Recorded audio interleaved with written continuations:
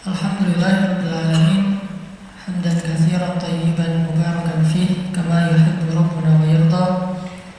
Asyhadu an la ilaha illallah wahdahu la syarika lah, lahul mulku wa lahul hamdu wa ala kulli syai'in qadir.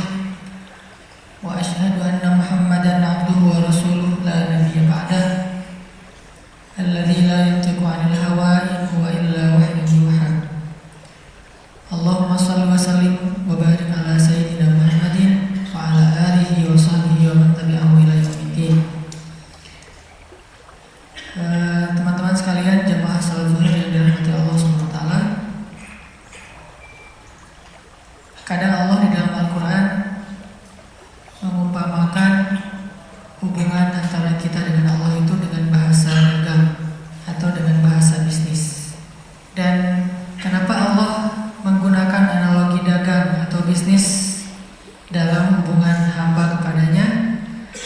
Karena Allah Subhanahu wa taala Maha Kaya. Jadi kalau Allah kekayaannya tanggung, Allah nggak akan nawarin kita perdagangan yang murni keuntungannya hanya untuk kita. Salah satu ayat perdagangan di dalam Al-Quran tentang kita dengan Allah itu misalnya surat As-Saff, ya ayyuhalladzina amanu hal adullukum ala tijaratin tunjikum min adzabin alim. Wahai orang yang beriman, mau enggak kalian aku tawarin satu tijarah. Tijarah itu dagang. Orang yang berdagang itu namanya tajir. Terus jadi bahasa Indonesia tajir, kaya raya. Dalam bahasa Arabnya tajir itu artinya pedagang. Jadi dagang sayur juga tajir. Kerjanya apa tajir? Padahal jualan hal yang sepele. Kayak di Arab jualan siwak itu namanya tajir siwak. Jadi dia kaya raya gara-gara siwak. Ini tijarah tunjikum min adzabin alim. Perniagaan yang bisa menyelamatkan kalian dari azab yang sangat menyakitkan, yaitu azab neraka. Sehingga karena Allah menggunakan bahasa dagang dengan hambanya, dan Allah itu ghaniyun, syakurun, terus raufun, rahimun, wasi'un, apalagi karimun, jawadun, banyak sifat-sifat dan nama-nama Allah yang mulia yang ada hubungannya dengan tijarah, dengan tawaran berdagang. Dan semua nama itu harusnya jadi semacam motivasi dan jaminan buat kita bahwa kalau berdagang dengan Allah itu gak bakal rugi. Pertama, Allah itu ghaniyun, yang maha kaya. Jadi gak akan mungkin kita ditunda-tunda bayarannya karena uangnya belum cair, karena ternyata dananya gak bisa diambil misalnya, atau dananya mandek dan segala macam. Gak mungkin, karena Allah ghaniyun. Jadi hartanya itu gak tanggung. Kalau kita berdagang atau berakad dengan makhluk, ada kemungkinan kita akan sedikit dikecewakan atau bahkan sangat kecewa, karena bukan hanya dia orang yang jahat, kadang dia orang baik juga bisa ngecewain kita. Kenapa orang baik bisa ngecewain? Karena dia manusia. Dia ngecewain kita bukan karena sengaja, tapi karena keterbatasan dan kekurangannya. Kayak kita berakad pinjam meminjam dengan teman kita. Kita yakin sama dia, kita percaya dia orang yang jujur, orang yang amanah, dan dia berjanji dalam 1 bulan akan membayar utang. Ternyata selang 1 bulan dia datang ke kita minta maaf gak bisa bayar utang karena duitnya belum ada, padahal dia udah berusaha semaksimal mungkin. Dan bukan karena dia sengaja, bukan karena dia tidak amanah, tapi karena dia manusia. Dan di waktu itu mungkin kita lagi butuh-butuhnya duit, sementara kita berharap dari dia gak cair. Alasannya juga masuk akal. Akhirnya kekecewaan itu muncul secara natural, gak bisa dibendung. Walaupun kita gak marah sama dia, tapi kecewa dan sedih minimal ada. Ini kalau berakad dengan makhluk. Kalau Allah gak mungkin kayak gitu. Ibaratnya simpanannya banyak, gak cair di bank ini masih ada bank yang lain. Gak cair dari cara ini masih ada cara-cara yang lain. Banyak banget. Semua adalah lillah tabarakalladzi biyadihil mulk. Di tangan Allah semua kerajaan. Jadi berdagang dengan Allah dengan nama Ghaniyun aja itu udah bikin kita harusnya nyaman. Nggak usah khawatir lah kalau berakadnya dengan Allah. Justru khawatir kalau berakadnya dengan manusia. Nanti ada lagi sifat Allah yang lain, innallaha la yukhliful mi'ad. Allah itu wafa. Allah nggak pernah ingkar janji, Allah nggak pernah menunda-nunda untuk menunaikan janji, dan Allah itu nggak pernah ngasih persis seperti yang dijanjikan. Nggak pernah ngasih persis seperti yang dijanjikan. Yang ada Allah ngasih minimal 10 kali lipat dari yang dijanjikan.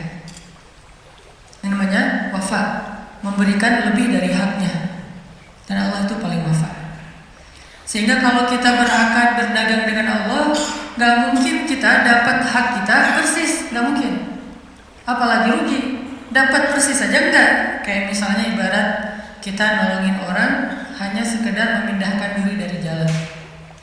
Pahalanya itu bukan nanti Allah akan ngebalas kita dengan cara menyelamatkan kita dari duri seukuran itu di jalan. Enggak.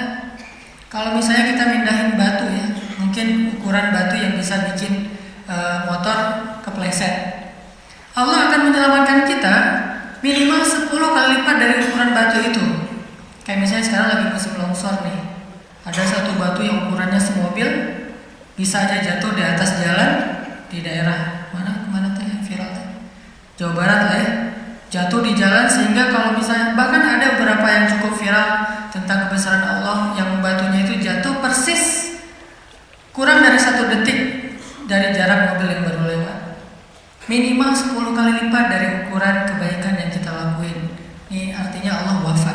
Jadi nggak ada ruginya. Sama aja nggak ada, apalagi rugi. Ini berakad dengan Allah. Ditambah lagi, Allah nggak mungkin ingkar janji. Kalau Allah sudah berjanji, Allah pasti menunaikan dan nggak ada penghalang bagi Allah untuk menunaikan janji. Kalau kita kadang banyak penghalang, macet bisa berubah janjinya. Kita ketemuan zuhur ya di Telkomsel. Akhirnya datangnya menjelang asar.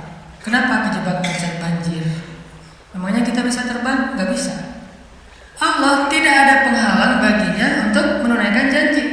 Gak ada cerita Allah jadi gak menunaikan janji sama kita gara-gara repot sama Firaun. Gak ada. Firaun mah gak ada apa-apanya lah. Bahkan Allah bilang dengan bahasa sombong, dan Allah berhak sombong. Satu-satunya zat yang berhak sombong cuma Allah ya. Jadi kalau kita sombong itu kita udah melakukan dosa besar, mengambil hak Allah. Cuman Allah yang boleh sombong. Kayak misalnya ketika Allah memberi Zakaria anak dalam usia yang secara ilmiah gak mungkin punya anak. Zakaria nanya, gimana caranya saya punya anak? Istri saya mandul, saya udah tua. Kata Allah, qala kadzalika qala rabbuka huwa alayya hayyin. Hayyin itu artinya hin. Itu jadi bahasa Indonesia hina. Gak ada apa-apanya, rendah, remeh, kecil itu bahasa Allah. Gitu doang, hayyin kata Allah. Artinya gak ada yang membuat Allah itu sulit untuk menunaikan janjinya. Sehingga Allah la yukhliful mi'ad. Kalau Allah udah berjanji pasti ditunaikan. Kalau kita sampai berpikir Allah menunaikan gak ya, seolah-olah kita suuzon sama Allah, seolah-olah Allah itu ada penghalang untuk bisa menunaikan janjinya, walaupun Allah maha baik. Gak ada penghalang. Kalau Allah sudah berjanji, pasti Allah tunaikan. Dan tepat sesuai dengan janji Allah. Tidak mungkin meleset sedikit pun. Detik, bahkan kurang dari detik itu lebih kecil dari ukuran detik, tepat seperti apa yang Allah janjikan. Banyak lagi nanti syakur. Arti syakur tuh Allah maha menghargai.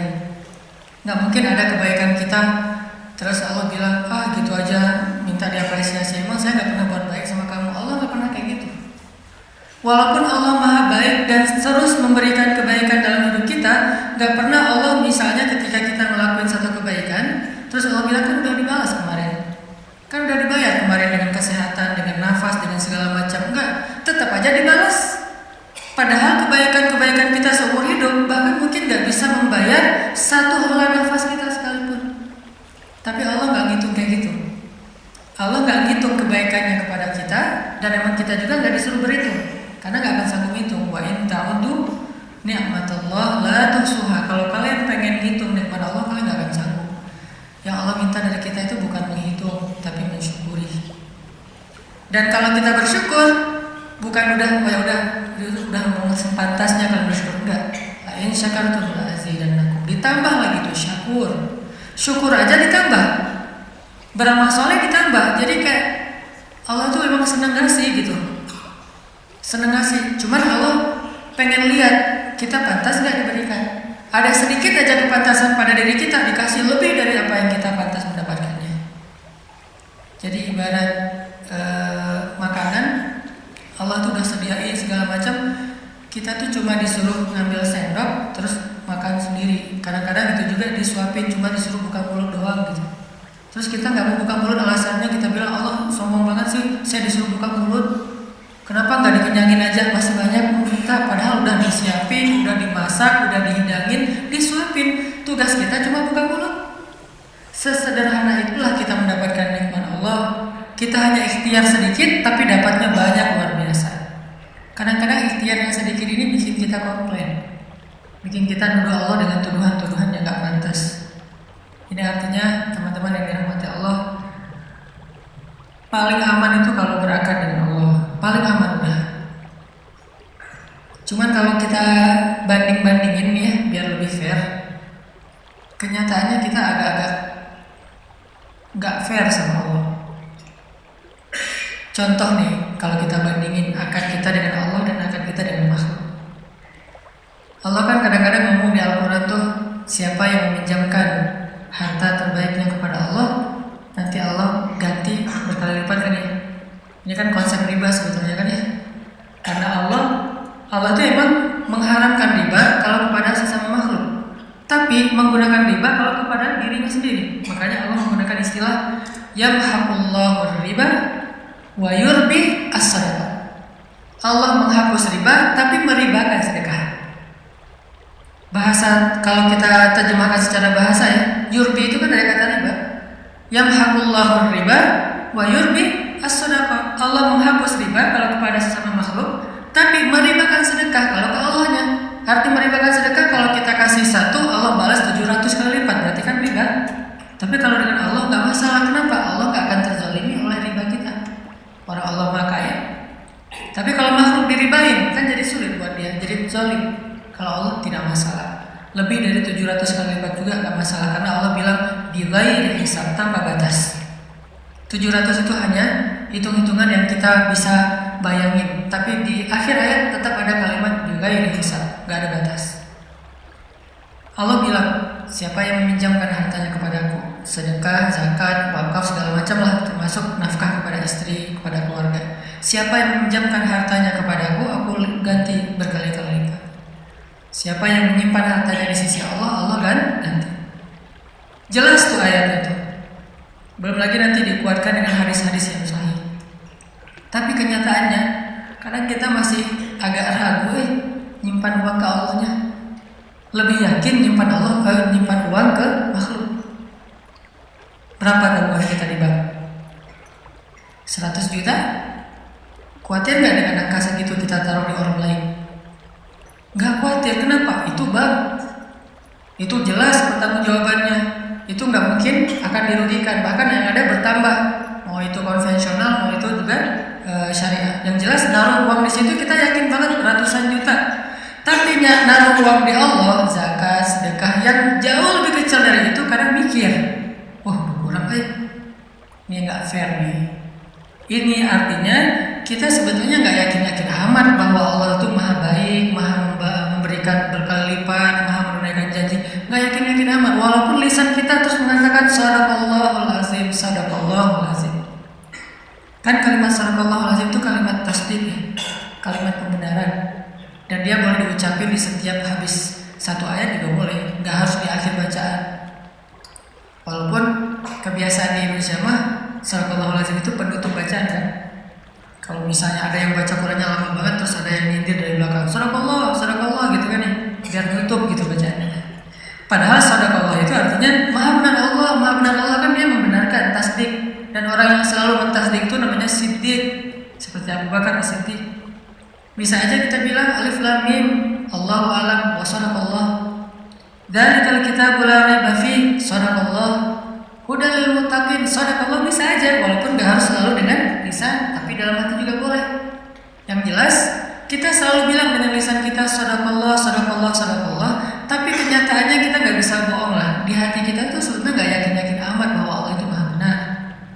Ini yang kita perlu bangun. Makanya buat saya belajar mengenal Allah, belajar akidah itu bukan belajar teori tentang Allah, rububiyah, uluhiyah, asma, sifat itu wawasan lah. Dan itu dipelajari oleh para ulama. Tapi yang paling inti belajar akidah itu adalah belajar yakin sama Allah. Kadang kita nggak tahu istilah rububiyah, tapi yakin banget sama Allah yang maha memelihara. Kita nggak tahu istilah uluhiyah, tapi kita muwahhid banget ke Allah, nggak pernah menyekutukannya. Karena kita nggak hafal semua asma dan sifat-sifat Allah Subhanahu Wa Taala, tapi kita selalu yakin dengan janji-janji Allah. Itu orang yang sudah berakidah dengan baik. Tapi ada orang yang rububiyahnya paling ahli, bahkan dia menulis buku tebal, doktor di bidang rububiyah, doktor di bidang uluhiyah, doktor dalam asma dan sifat. Wawasannya banyak, sehingga di Arab itu ada istilah maklamah.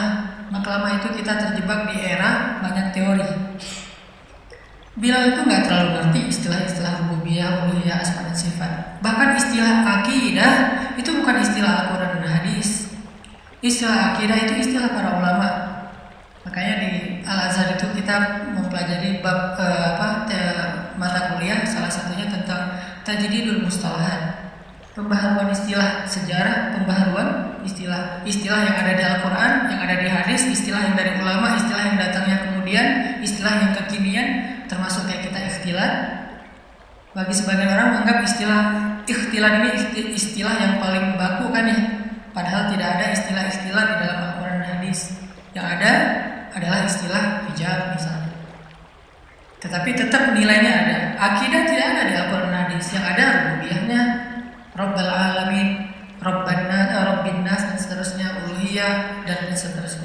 Tapi istilah akidah nggak ada. Artinya sahabat itu nggak ngerti wawasan tentang akidah secara luas seperti yang kita pelajari. Di semua taklim itu ada pembahasan akidah. Sampai ada taklim khusus bab akidah, dibedah banyak buku. Sahabat gak sedalam itu sebagian mereka. Hanya beberapa sahabat yang memang fakih dalam agama, tapi banyak juga sahabat yang pas-pasan urusan agamanya. Cuman buat mereka ilmu itu di hati, bukan di pikiran. Sehingga ilmu itu menambah iman, menambah rasa takut kepada Allah. Makanya Allah berfirman, "Innama yakhsyallaha min ibadihi al-ulama." Sesungguhnya yang takut itu kan sifatnya di sini. Takut itu perasaan, bukan pikiran. Maka yang takut kepada Allah itu orang yang berilmu. Berarti ilmu itu harusnya melahirkan rasa takut, melahirkan rasa yakin, melahirkan rasa berserah diri, melahirkan rasa percaya. Ini berarti ilmu. Makanya teman-teman yang dirahmati Allah, coba kita istafti qalbak, kata Nabi. Istafti qalbak, tanya ke hati masing-masing. Kira-kira kita udah berakidah belum? Kira-kira kita layak gak disebut orang beriman? Salah satunya, gimana kita yakin kepada Allah dalam akad-akad hidup, dalam transaksi-transaksi kehidupan. Cara mengukurnya gampang, bandingin aja dengan manusia. Padahal kan kita bilang la syarikalah, kemudian kita bilang inna sholati wa nusuki wa mahyaya wa mamati lillahi alamin, iyyaka na'budu wa iyyaka nasta'in. Banyak kan kata-kata Allah yang paling lah pokoknya. Tapi kenyataannya yang contoh tadi aja, kita begitu tenang, nyaman, yakin menyimpan harta kita kepada makhluk dalam sebuah lembaga, bank atau apapun, tapi kita agak-agak ragu menyimpan uang ke Allah dalam bentuk sedekah, zakat dan seterusnya. Padahal Allah gak pernah minta 100% loh. Kalau kita mau ngasih 100% juga ada syaratnya. Gak mentang-mentang ada cerita Abu Bakar ngasih seluruh hartanya, terus kita mewajibkan semua orang kayak Abu Bakar. Enggak, banyak syarat. Abu Bakar udah memenuhi syarat itu. Salah satu syaratnya keluarganya ridho. Karena kalau keluarganya gak ridho berarti zalim kan. Ada seorang sahabat pengen nyedekahin semua hartanya sebelum dia wafat. Kata Nabi, kamu punya anak? Punya. Kalau gitu jangan semuanya. Setengah boleh nggak Nabi? Kebanyakan. Sepertiga? Itu juga sih sebetulnya kebanyakan. Udah nggak apa-apa deh. Maksimal sepertiga.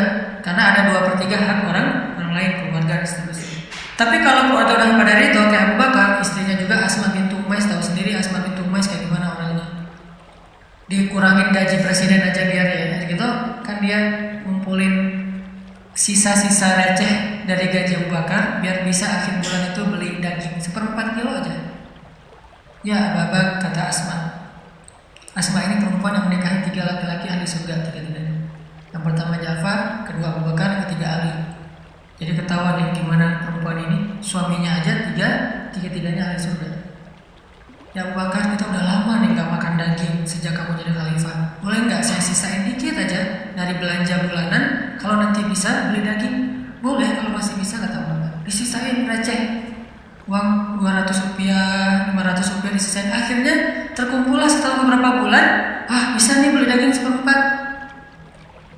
Akhirnya dia bilang, ya Abu Bakar, sudah terkumpul nih, kayaknya bisa beli daging walaupun sedikit untuk kita makan sekali aja. Kata Abu Bakar, astagfirullah, berarti gaji saya masih ada lebihnya. Kasih ke Baitul Mal, mulai bulan depan gaji saya dikurangin seukuran dengan yang bisa disisain. Asma bintu Umais, sami'na wa ata'na. Enggak, ceraikan saja, pulangkan saya. Enggak. Asma bintu Umais. Makanya apakah istri kita Asma bintu Umais? Dan apakah kita Abu Bakar? Kita bukan Abu Bakar dan istri kita bukan Asma bintu Umais. Jadi kita mending pakai aja teladannya Sa'ad bin Waqqas mungkin, atau Muaz bin Jabal, atau minimal Abdurrahman bin Auf. Gimana Abdurrahman bin Auf? Minimal ya. Ketika Abdurrahman bin Auf ngelihat istri-istri Nabi ditinggalkan oleh Rasulullah kan jadi janda nih, dan istri Nabi kan gak boleh nikah lagi, sehingga harus ada yang nikahi. Maka Abdurrahman bin Auf memberikan masing-masing istri Nabi hadiah sebesar 21 miliar satu orang. Ada 9 orang, 21 miliar. Dan itu receh lah buat Abdurrahman mah. Abdurrahman kok gede banget, berapa emang 21 miliar? Emang saya pernah ngasih segitu? Lupa. Kita kasih 1.000 aja ingat sampai mati gitu ya. 21 miliar satu istri Nabi, bayangin. Jadi artinya, ini maaf ya, gimmicknya kebanyakan kemana-mana. Intinya mah, kalau kita berakar dengan Allah, gak mungkin kita rugi. Cuman mau jujur, tanya aja ke hati sendiri. Sama nggak? Sama aja nggak boleh sebetulnya. Masih kurang fair kalau sama. Harusnya Allah lebih ya. Tapi sama juga belum. Apakah sama ketenangan kita ketika kita nabung uang di bank dengan ketika kita bersedekah? Sama nggak ketenangannya? Mantap gitu. Wah, sedekah misalnya dengan angka yang agak sedikit menurut kita gede, kan itu relatif ya. Misalnya ada donasi untuk Palestina, Suriah, segala macam lah, untuk kemanusiaan, ada untuk di Indonesia juga bencana. Kalau ngasih 100.000 mungkin kita nggak mikir, dan 100.000 juga pulsa kita kurang ya, kuota kita mungkin lebih dari itu. Atau sekali kita ngopi 1 gelas udah 50.000, 60.000. Berdua sama teman kita atau berdua sama pasangan kita udah sekali duduk di kafe itu udah 200.000. Jadi 100.000 buat kita bukan angka yang harus yakin dulu baru ngeluarin. Nggak sengaja juga keluar kadang-kadang ya. Nah, parkir berapa? Jadi bukan angka yang besar lah. Coba mungkin buat kita angka yang besar itu 1 juta. Apakah kita ngerasain ketenangan ketika berinfak 1 juta seperti ketenangan ketika kita naruh uang di bank 1 juta? Sama nggak? Kalau sama naikin lagi 2 juta, 5 juta, 10 juta, sampai angka yang kalau ketika di bank juga kita nggak yakin, ke Allahnya yakin, itu baru lebih luar biasa tuh. Kayaknya nggak ada angka di bank kita nggak yakin kan? 1 miliar juga kita yakin. Kalau ada duit 1 miliar taruh di bank, justru lebih ragu kalau disimpan sendiri. Taruh di bank lebih yakin. Berarti harusnya walaupun Allah nggak akan minta segede itu, kita nggak perlu ragu untuk berinfak di jalan Allah. Udah ngasih aja. Kalau saya punya hashtag lah ya, yang saya coba belajar ngamalin sedikit-sedikit untuk sendiri. Sedekah sesering belanja. Sedekah sesering belanja, terutama belanja yang bukan kebutuhan pokok. Mungkin kebutuhan pokok kita sebulan sekali belanja di supermarket 1,5 juta misalnya. Sisanya kita kan masih sering belanja tuh, ngafe, belanja baju, apa segala macam. Apalagi kalau lagi keluar kota dinas, pulang-pulang pasti minimal belanjanya 500.000, kalau nggak 1 juta. Saya punya hashtag sedekah sesering belanja. Kalau saya belanja 1 juta, saya harus sedekah minimal 300.000, sepertiganya. Ini buat sendiri, bukan fatwa ya, bukan hukum fikih. Motivasi nih. Motivasi buat sendiri, karena nggak boleh memfatwakan lebih dari standar fikih kan. Tapi kan boleh memotivasi lebih dari standar fikih. Makanya beda bahasa fadhailul amal dengan bahasa fatwa fikih. Fatwa fikih. Kalau ditanya fikihnya, ya sedekah semampunya, yang lebih atau yang bahkan yang receh kalau bahasa kasarnya. Tapi kalau motivasi, coba sepertiga deh. Berarti kalau kita belanja 1 juta, budget kita 1.300.000. Begitu selesai belanja 1 juta, langsung saya udah save rekening sosial atau rekening kemanusiaan, transfer. Karena kalau transfer nggak berasa ya, lebih enak gitu. Kalau uang kertas kan, aduh tebal nih. Kalau transfer tinggal ketik, kirim, ujung-ujungnya lama-lama, kenapa tinggal segini saldonya gitu. Pokoknya biasain kayak gitu. Jadi kita sisi positifnya apa? Pertama, kan tujuan bersedekah itu salah satu goals dari sedekah itu apa? Menghilangkan rasa kikir kan? Salah satu goals dari sedekah itu menghilangkan rasa kikir. Jadi ukuran sedekah yang afdol itu adalah ukuran yang bisa membuang rasa kikir di hati kita. Gimana membuang rasa kikir? Sampai kita ngerasa nggak sayang lagi dengan uang itu untuk diberikan kepada Allah. Itu berarti udah hilang rasa kikir.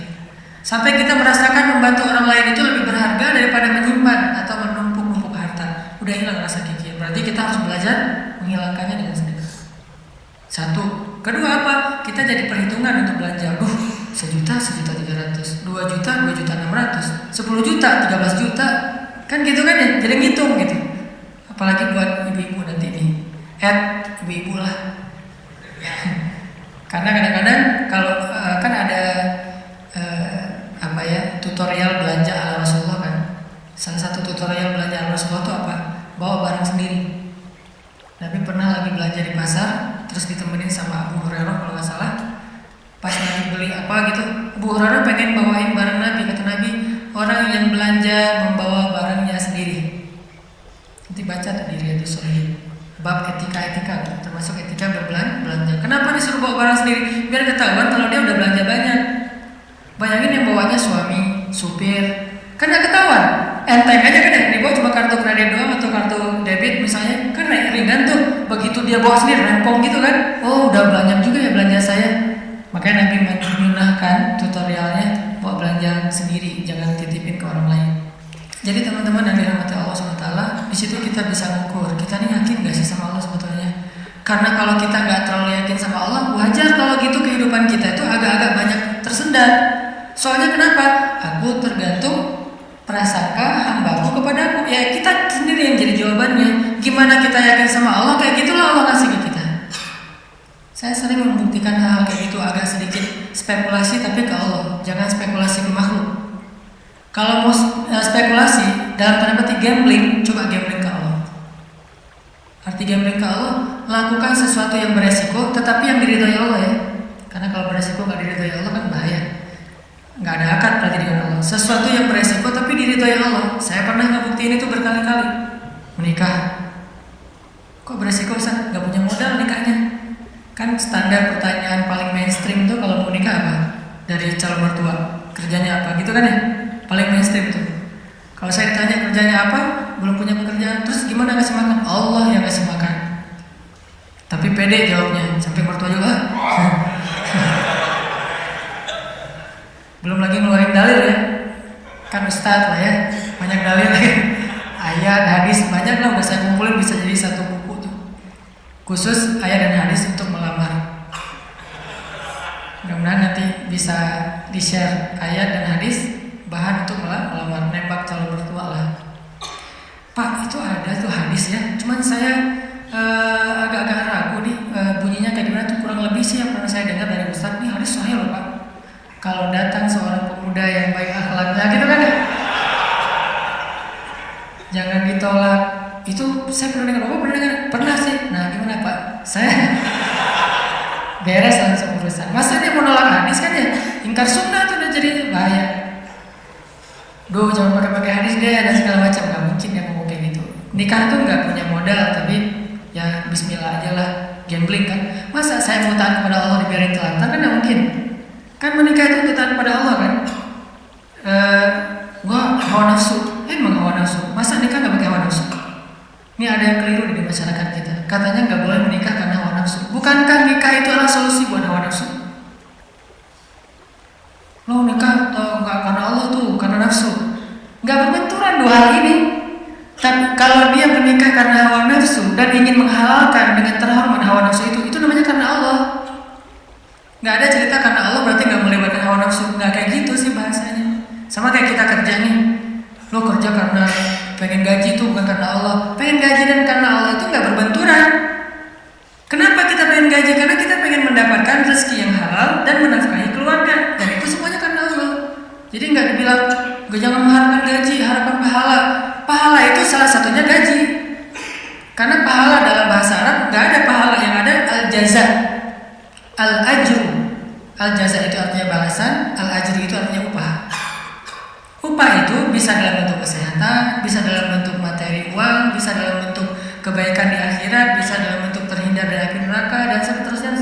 Itu al-jaza, al-ajru, termasuk mendapatkan hak kita dalam sebuah pekerjaan. Nggak masalah mengharapkan saya kerja di Telkomsel, kenapa gajinya gede? Nggak apa-apa, selama yang kita dapatkan itu halal.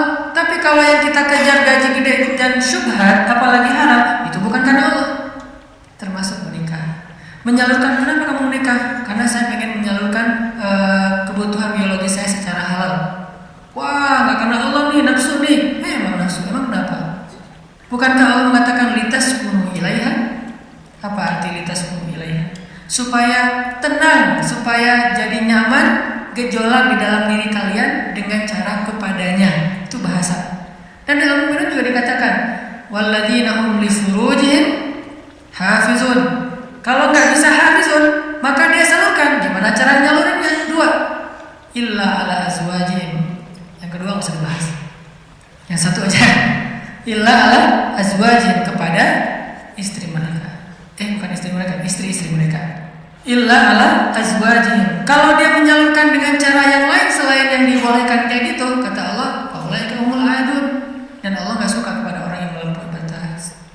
Jadi menikah karena Allah, karena saya ingin menyalurkan kebutuhan biologis secara halal misalnya. Makanya mencari yang sesuai dengan kriteria masing-masing. Kalau misalnya ada yang kriterianya harus yang Arab, cari aja Syarifah, Habaib apa. Kalau Habib perempuannya Syarifah kan ya.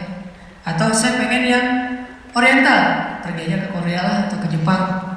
Saya pengen yang misalnya etnik, ya bisa di Indonesia misalnya. Ini masalah, nggak masalah. Bukankah Nabi justru mengatakan memilih perempuan itu yang pertama justru fisiknya?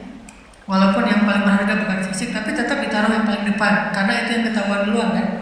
Kita nggak mungkin tahu kesolehannya langsung ketika awal ketemu, ini soleha banget nih, belum tentu.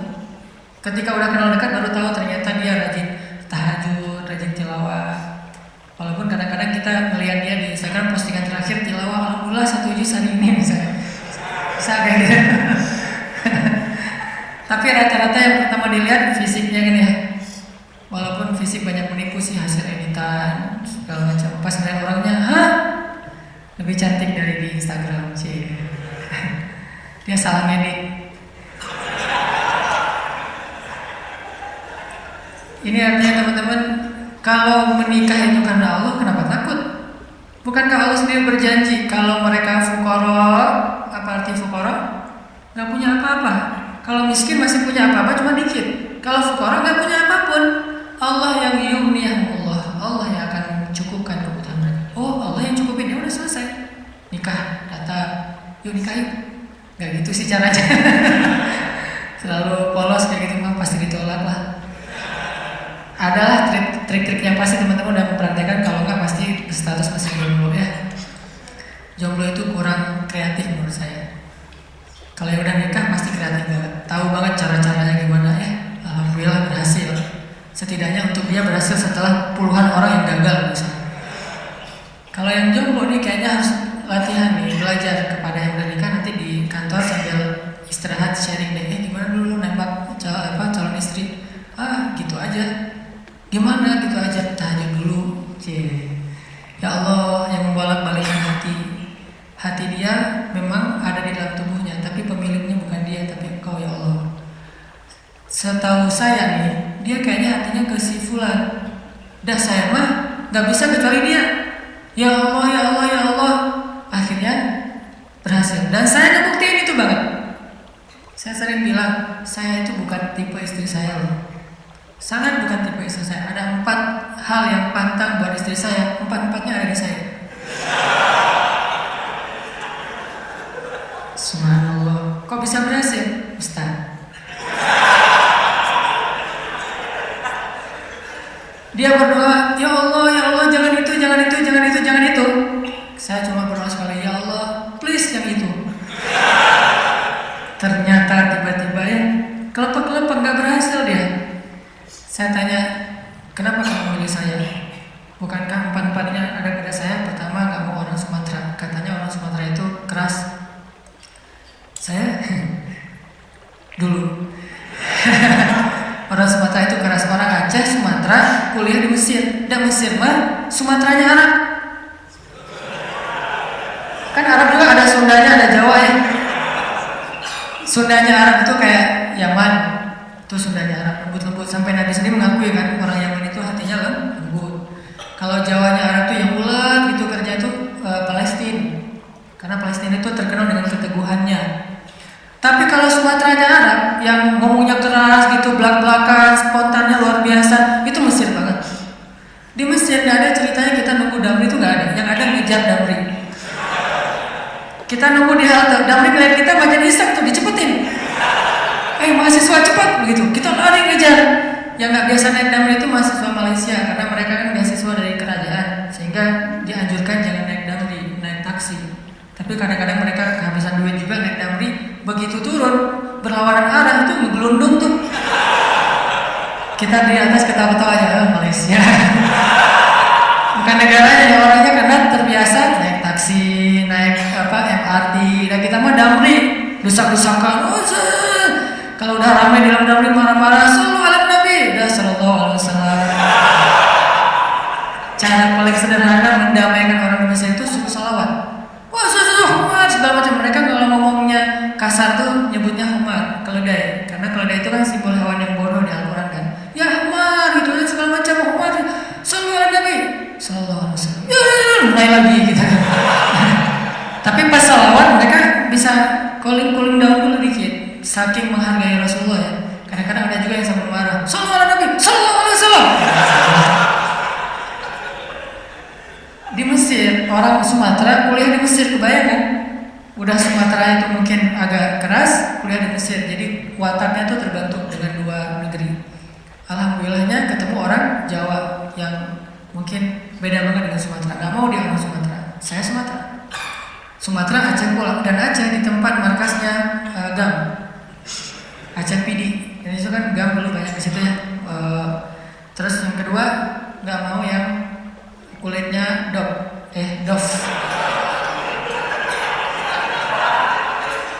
Kebanyakan ke pantai misalnya. Saya nyebutnya nggak dof sih, nyebutnya eksotis gitu. Ketiga nggak mau yang berewokan. Nggak usah tanya kenapa. Keempat nggak mau anak pesantren. Ini juga nggak tahu kenapa nih. 4-4-nya ada di saya nih. Ya Allah, please jangan itu. Ya Allah, saya pengennya itu. Kuat-kuatan doa, ternyata doa saya lebih diijabah. Tadi kan, Ustaz. Pas ketemu sama dia, kenapa kamu mau sama saya? Padahal 4-4-nya ada di saya. Karena kamu punya yang kelima. Apa? Hati kamu. Nggak gitu sih ngomongnya. Yang jujurnya bukan itu mah versi jaim ya. Kalau versi jujurnya, kenapa? Karena kamu pelet gitu ya. Peletnya pakai apa? Pakai Al-Quran. Begitu ketemu, Bismillahirrahmanirrahim. Ria-ria dikit lah. Tapi ria untuk kebaikan kan, biar dapat seseorang yang sesuai dengan isi hati. Ngeklik langsung, ya Allah, berhasil. Dan setelah itu, biar Allah aja yang ngatur. Mau kerja apa, mau tinggal di mana. Ternyata alhamdulillah saya ngerasain justru rezeki itu Allah mudahin setelah menikah. Dulu awal-awal saya datang ke Bandung, kita ngontraknya tuh di rumah yang tempat pembuangan sampah di Tegalega tuh, di salah satu lapangan di Bandung, di pojok Tegalega itu ada pembuangan sampah. Kita tinggal di situ. Paling murah saya di situ. Mulai saya usaha nerjemahin buku, nggak ada yang mau nerbitin. Terjemahannya jelek katanya. Ya udah deh. Mungkin bukan terjemahannya yang jelek, lihat muka saya deh sebel. Banyak orang yang lihat muka saya tuh sebel, termasuk tadi calon istri saya pertama kali muka saya, apaan sih ini orang kayak gini banget. Sekarang kok gini banget ya kamu? Tuh, bisa. Akhirnya saya nulis buku sendiri karena nggak bisa nerjemahin, nulis aja sendiri. Capruk aja pokoknya, nulis apa yang bisa ditulis. Ditaruh ke penerbit juga nggak ada yang menerbitin. Ada satu-satunya penerbit mau nerbitin, katanya royaltinya sedikit banget dan bayarnya setahun sekali. Bayangin royalti setahun sekali, sedikit sekali lagi tuh.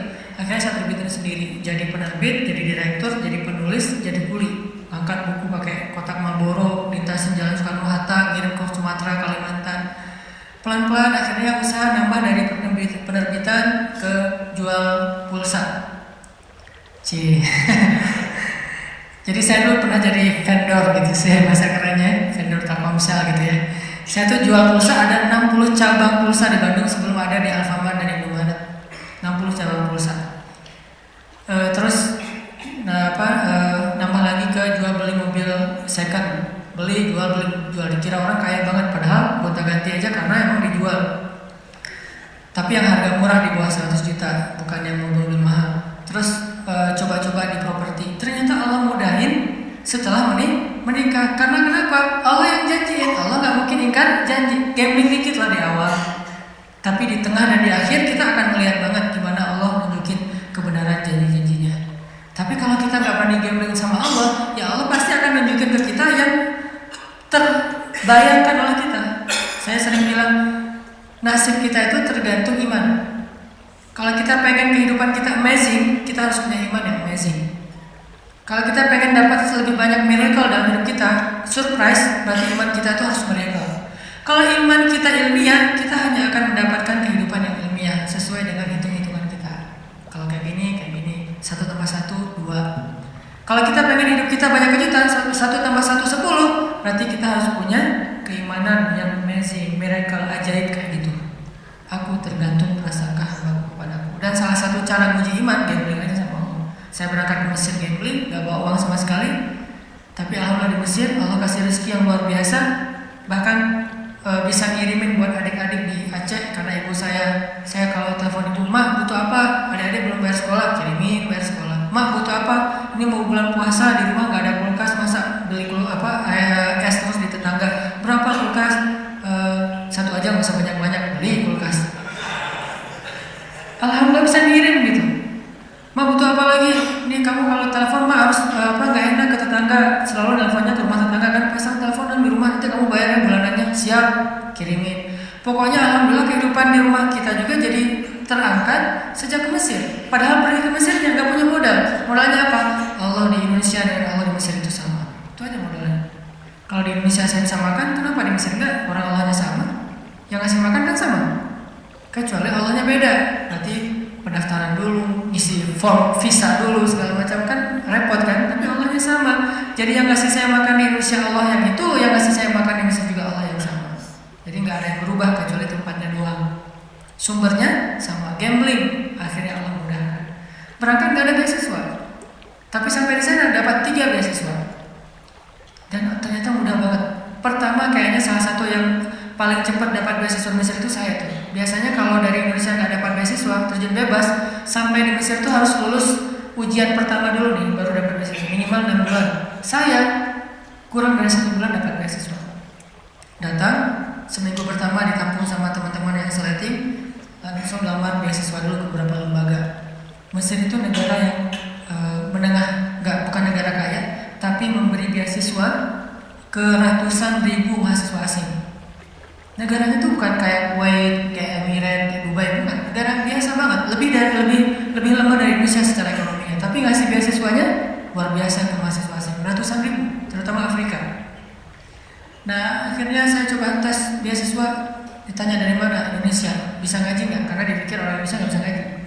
Saya bilang dikit-dikit, biar nggak ngasih yang susah-susah gitu ya. Dikit-dikit saya bilang. Oh ya udah, coba baca surat apa? Al-Fatihah aja deh. Ya, Al-Fatihah mah insya Allah lah ya.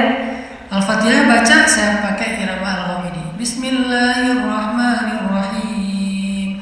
Alhamdulillahirabbil alamin. Dia nangis. Wah baper yang ngetesnya nangis. Masya Allah, orang Indonesia bisa ngaji. Ceplok langsung beasiswa. Oh, mudah gini dapat beasiswa. Saya datang lagi ke lembaga yang lain. Beasiswa, bisa ngaji? Dikit-dikit. Ya udah coba ngaji surat apa? Terserah. Al-Ikhlas boleh? Boleh. Al-Ikhlas. Al-Ikhlas, Al-Falaq, Al-Fatihah. Lulus, alhamdulillah ya. Dari rumah insya Allah lulus. Dikirain orang Indonesia tuh kayak orang yang baru masuk Islam yang mungkin belajar juga baru gitu. Alhamdulillah saya udah sering ikut musabaqah dari kecil dan alhamdulillah sering juara nasional. Jadi ya, dikit-dikit bisa lah untuk bikin orang agak-agak baper, tahu trik-triknya. Akhirnya dia, apalagi Al-Fatihah, Al-Ikhlas kan, alhamdulillah dapat beasiswa 3 langsung. Akhirnya saya punya rumah 3, 1 dekat Sungai Nil. Kalau lagi bete di situ aja. Sekalian kalau ada apa-apa nanti nyemplung. Pernah diputusin tawaf Sungai Nil. Masa lalu ya, nggak usah dibahas ya. Terus rumah satu lagi tuh di pelosok kampung di Mesir. Karena emang saya pengen dapat culture Mesirnya, pengen kenal dengan orang Mesir asli di kampung banget tuh. Yang di sebelah rumah itu ada kandang keledai. Disitulah saya mengetahui makna hadis Nabi. Kalau kalian dengar suara anjing dan suara keledai berarti melihat setan. Bertawuz lah kan ya. Suara keledai itu sering di sebelah rumah saya. Iyo. Saya tawuz, dia nggak berhenti. Saya pergi dia berhenti. Wah, bahaya ini. Ini setannya siapa gitu. Di rumahnya ada di kampung. Terus satu lagi rumahnya di asrama mahasiswa. Alhamdulillah ternyata Allah mudahin banget tuh. Coba gambling. Gara-gara saya sering gambling kayak gitu, saya makin yakin aja nih kan kita ngelatih keimanan kita tuh dengan pengalaman ya. Salah satunya kayak Ibrahim bertanya ke Allah, wa idh qala Ibrahim rabbi arini kaifa tuhyil mauta. Qala awalam tu'min? Qala bala walakin liyatma'inna qalbi. Ya Allah, gimana cara Engkau menghidupkan yang mati? Kata Allah, memangnya kamu enggak beriman? Beriman ya Allah, cuma pengen nambah. Makin tenang hatinya, pengalaman. Makin berani, gambling ini, gambling itu, termasuk gambling ketika saya jadi guide di salah satu musim haji. Berangkat nggak punya modal kecuali bayar visa sama tiket doang, $500 kalau haji dari Mesir, murah banget loh. $500 dan nggak ada kuota, nggak perlu nunggu sampai 10 tahun. Bulan ini daftar, bulan ini berangkat. Cuma $500. Tapi buat mahasiswa kan itu kadang-kadang gede ya. $500 pinjam dulu sama teman. Pinjam dong $500 buat apa haji? Oh ya udah, pinjam. Nanti pulang haji dibayar, insya Allah. Berangkat nih. Sampai di Mekah, kerjanya ngapain? Ngegaidin jamaah-jamaah Indonesia yang mungkin butuh guide, butuh yang didorong, terutama dorongan lah. Jadi ojek. Cuma waktu itu nggak ada aplikasi sih. Aplikasi dorongan bisa kayaknya perlu dibuat juga sekarang. Saya nyewa dorongan itu wheelchair, duduk depan Masjidil Haram gini. Mana ini yang kelihatan agak-agak cacat atau apa gitu kan? Kayak hiunya emang sakit. Mana nih yang agak kesasar? Nggak ada. 2 hari nggak ada. Akhirnya 2 hari saya cuma minum air zam-zam doang. Nggak makan, cuma minum air zam-zam, tidur. Minum air zam-zam, nungguin, nggak ada. Hari ketiga, alhamdulillah lagi duduk depan Masjidil Haram, lewat ibu-ibu kayak culang-culang gitu, kayak apa? Bingung gitu kan ya, nih anak mana sama anaknya. Nah ini kayaknya ada ciri-ciri nih. Saya datengin, Bu, kenapa kesasar? Iya Nina, saya kesasar. Rumah saya itu dari jamaah Solo. Maktab saya nggak tahu di daerah mana. Ibu nggak bawa identitas? Iya, ketinggalan tadi tasnya pas buru-buru. Wah, saya juga baru pertama haji nih. Belum tahu juga tempat maktab kayak gituan. Tapi bismillah lah, gambling karena Allah. Makanya kalau berani gambling sama Allah, nggak mungkin dikecewain. Saya yakin banget. Saya buktiin.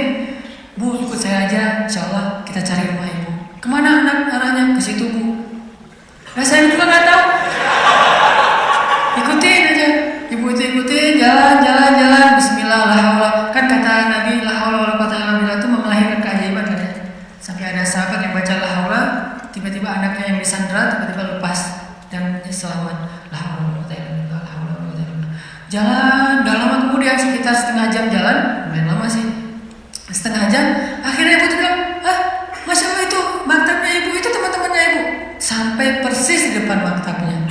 Oh ya alhamdulillah, emang arahnya ke sini sih Bu dari tadi juga. Maktabnya ibu nih. Akhirnya udah datang, keluar sama teman-temannya udah tunggu kemana aja dari pagi kita tungguin, kirain kesasar kemana? Ya saya kesasar untuk ditolong sama adek ini. Dari mana deh? Dari Al Azhar Mesir. Oh ya alhamdulillah bisa digaidin kita dong. Alhamdulillah insya Allah besok langsung janjian jam sebelum subuh saya udah on time di depan maktab mereka. Datang, alhamdulillah besoknya kita guiding, terus kalau ada pemotongan hewan kurban kita potongin, dapat rezeki dari Allah. Gak mungkin saya datang ke rumah Allah pertama untuk ibadah, kedua untuk mencari rezeki. Bukan buat saya doang, buat niatkan karena Allah, nggak mungkin pulangnya tangan kosong. Tidak ada yang datang kepada Allah pulang dalam keadaan kecewa, mustahil, itu prinsip. Nggak ada yang datang kepada Allah pulangnya kecewa, itu nggak ada. Yang datang ke Nabi aja nggak pernah pulang kecewa, apalagi pada Rabbnya Nabi. Nabi itu nggak pernah bikin orang kecewa. Yang datang kepada beliau pasti bawa sesuatu. Kalau minta sesuatu kepada Nabi nggak mungkin ditolak, apalagi Allah. Jadi saya yakin nih, pokoknya saya datangnya jangankan ke Mekah, ke Mesir aja yang jauh dari Ka'bah, Allah tolong, apalagi ini di dekat Ka'bah. Walaupun awalnya Allah pengen uji iman kita, masih percaya nggak setelah 2 hari nggak makan? Percaya kok tetap ya Allah, cuma lapar sih Allah, gitu. Curhat aja sama Allah, kan kita, Allah maha baik kan, jangan terlalu kaku lah sama Allah. Ya Allah, saya adalah, gak usah gitulah. Ya Allah, saya lapar nih, kan Musa gitu, pas lagi di bawah pohon di Madian. Ya Allah, saya lapar, sementara engkau dan saya fakir kepada kebaikan darimu. Langsung Allah beri, bukan cuma makan, sampai istri juga dikasih sama Allah. Akhirnya pulang-pulang, alhamdulillah bisa bayar hutang. Mak, butuh apa? Kirimin. Setiap tahun kayak gitu. Pulang dari Mesir kayak gitu, sampai sekarang hidup suka gambling, sehingga angka 1/3 dari uang belanja itu kecil kalau dengan keyakinan kepada Allah. Nggak mungkin kecewain karena udah terbiasa kayak gitu. 1/3 mah pasti diganti lah, terlebih juga ketika ada musibah dikit, berakatnya dengan Allah. HP saya waktu itu harganya sekitar 1,5 juta, jatuh nih gara-gara buru-buru mau tahajud di masjid. Jam 2 tahajud, jam 2 saya bangun, kan udah telat nih, jadi panik, nyamper HP, jatuh, layarnya retak, nggak bisa dipakai. Saat itu juga saya bilang, Allah beri saya pahala dalam musibah ini, beri saya ganti yang lebih baik darinya. Tenang dah, sholat tahajud, subuh, pagi-pagi diganti dengan Note 5 yang waktu itu harganya masih 10 juta. Allah kasih cash dalam hitungan jam. Tergantung prasangka kepada hambanya. Dan jangan selalu mengidentikan bahwa pemberian Allah itu sedekah. Bisa dikasih sebuah proyek, bisa dikasih lewat sebuah mungkin ada orang yang dulu udah lama, kita udah lupa juga dia punya utama, kita tiba-tiba bayar. Banyak cara lah buat Allah. Saya pernah mobil saya diserempet sama dia yang salah tapi dia yang marah-marah, nabrak dari belakang. Wah, tabrak, dia turun duluan, orang mana duluan, nyuri start gitu. Pas saya ini yang marah deh, mau diramein susah, ya udah deh. Akhirnya dia pergi, saya harus memperbaiki kendaraan saya 1,5 juta. Nggak bisa akad dengan makhluk karena dia zalim, saya akad dengan Khalik yang maha baik, yang syakur. Ya Allah, beri saya ganti yang lebih baik dari ini. Seminggu kemudian saya ada suatu urusan pekerjaan, dapat ganti dari Allah 15 juta, 10 kali lipat dari yang sudah diambil. Dan jangan bilang kalau nggak tadi udah jadi 16,5 juta loh, enggak. Kan kita kadang-kadang ngitungnya suka gitu ya. Padahal kalau nggak ada 1,5 juta yang kita ikhlasin, nggak ada 15 juta. Jadi tetap 15 juta sebenarnya. Ya Allah, kalau kemarin nggak ada kecelakaan itu pasti saya udah dapat 16,5 juta nih. Ini agak-agak terlalu tambah deh. Intinya teman-teman yang dirahmati Allah, yang kita belajar berakar dengan Allah itu di hati. Bukan cuma inna sholati wa nusuki wa mahyaya wa mamati lillahi rabbil alamin secara lisan, tapi libatkan hati kita. Kalau berinteraksi dengan makhluk, berakar dengan makhluk lewat lisan. Saya terima nikahnya, gimana ya? Nikah, apa aja lah pokoknya lisan kan. Tapi kalau dengan Allah, hati. Karena kalau nggak melibatkan hati, nggak sah akar kita dengan Allah. Walaupun lisan kita ngucapin yang paling manis sekalipun, karena orang munafik lebih manis dari itu. Nanti baca surat Al-Munafikun, gimana kata-kata orang munafik. Baca lagi surat Al-Jumu'ah, baca lagi surat-surat lain tentang orang munafik. At-Taubah, banyak kan cerita-cerita orang munafik yang lisannya baik, tapi hatinya nggak terlibat. Maka Allah mengatakan, fi qulubihim marad, yukhadi'un Allah. Yuk